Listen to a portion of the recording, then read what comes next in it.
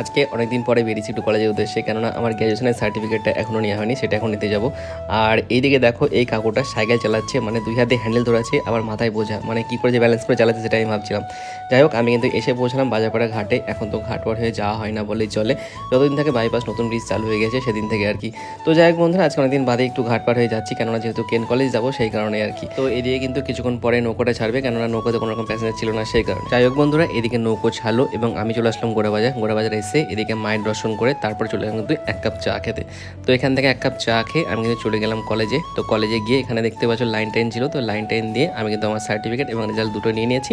এবার যাওয়া যাক কিন্তু বাড়ির উদ্দেশ্যে। আর শহরের মধ্যে এই ধরনের গেটগুলো দেখেই মনে হয় যে পুজো খুব কাছে চলে এসেছে।